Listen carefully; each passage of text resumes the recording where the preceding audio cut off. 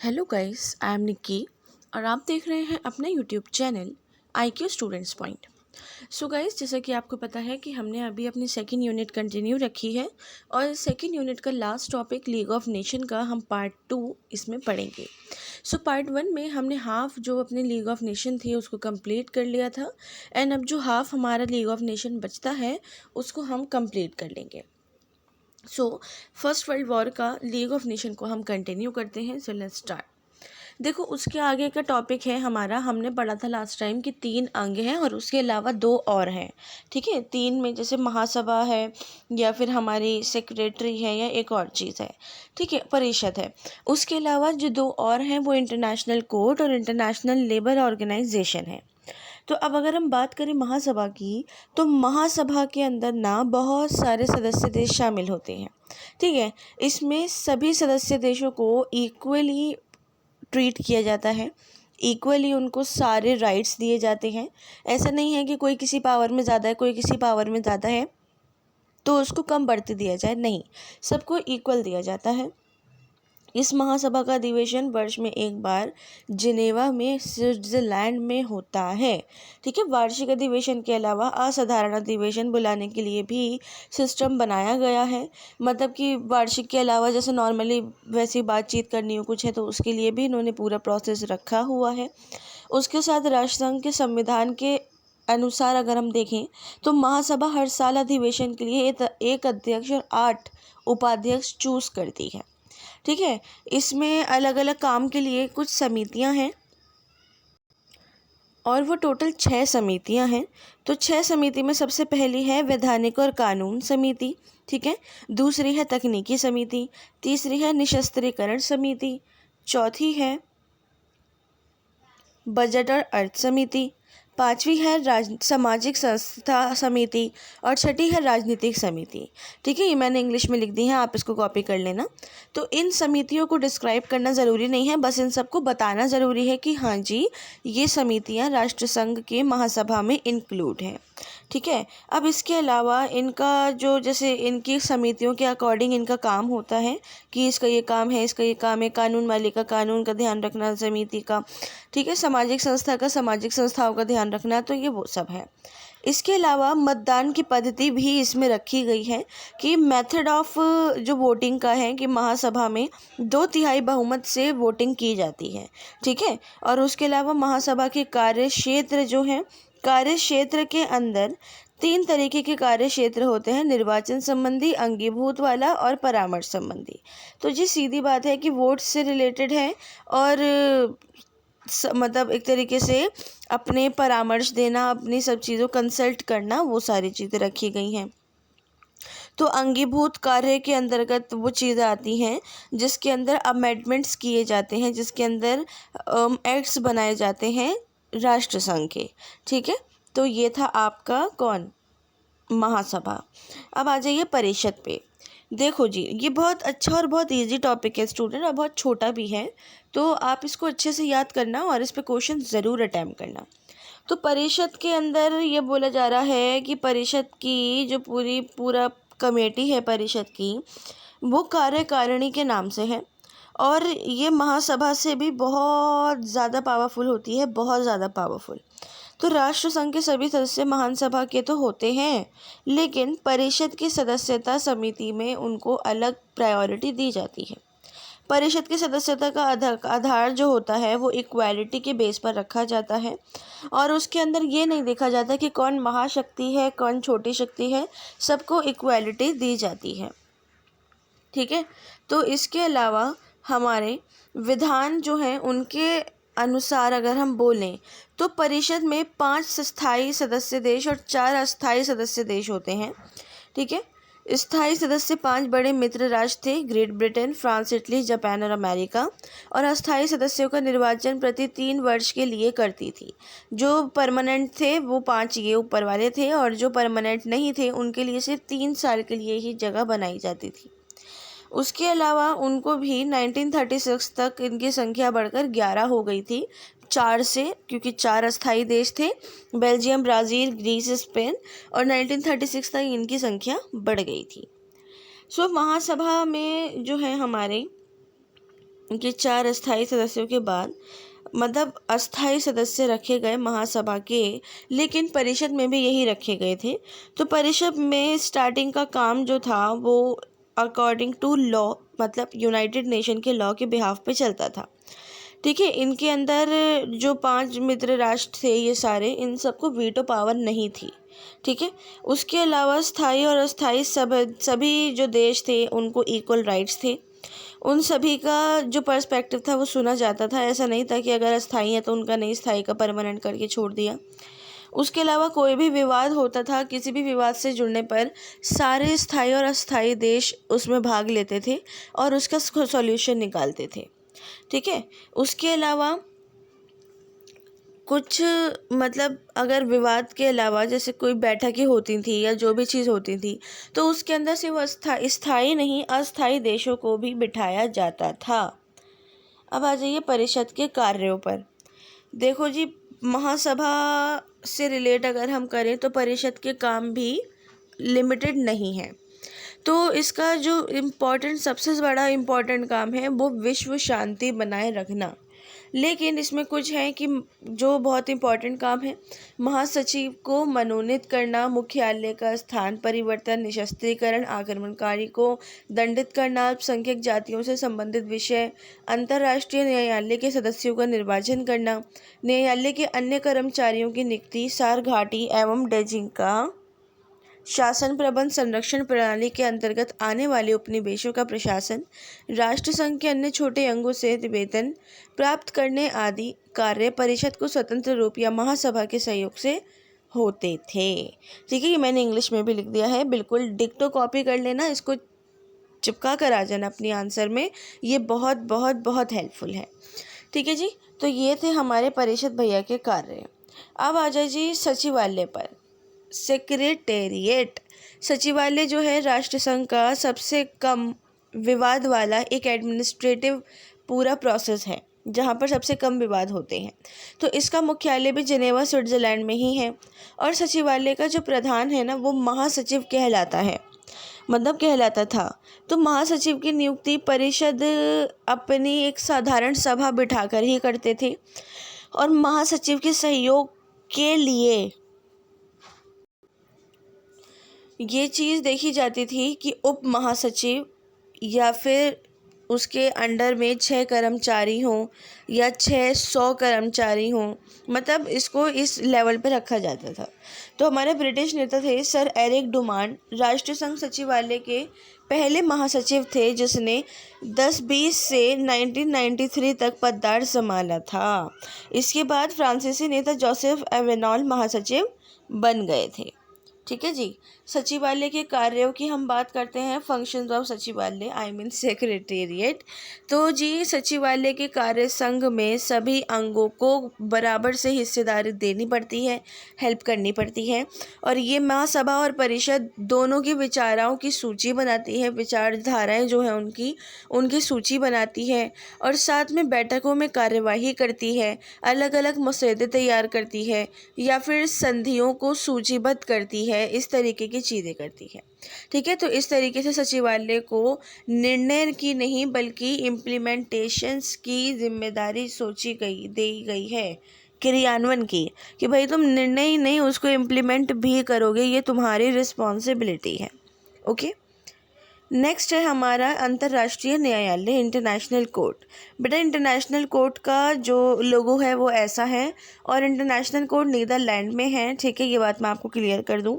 तो राष्ट्रसंघ के 14 जो हमारा आर्टिकल है राष्ट्रसंघ का, वो ये कहता है कि 1921 में नीदरलैंड में हेंग में, इसमें आप हेंग ढूंढ लेना मैप में, मैंने मैप लगाया है इसलिए है, तो वहाँ पर एक शक्तिशाली और सबसे बड़ा न्याय करने वाला संगठन होना चाहिए और उसका नाम अंतर्राष्ट्रीय न्यायालय रखा गया। और इस हिसाब से 1921 में अंतर्राष्ट्रीय न्यायालय की स्थापना हुई। ठीक है, तो इसमें अलग अलग देशों के 11 जजेस की नियुक्ति की गई। इसमें अलग अलग देशों के 11 जजेस की नियुक्ति के बाद 1931 में न्यायाधीशों की संख्या 15 कर दी गई। फिर इन्हीं जो हमारे न्यायाधीश थे इनमें से 3 वर्ष के लिए एक मुख्य न्यायाधीश नियुक्त किया जाता था। ठीक है, तो न्यायाधीशों की नियुक्ति जो थी एक बिहेवियर के तौर पे बहुत प्रसिद्ध मानी जाती थी, लेकिन एक साधारण तौर पे देश के लिए बस काम करना इसका मेन मकसद था और कोई बात नहीं थी। ठीक है।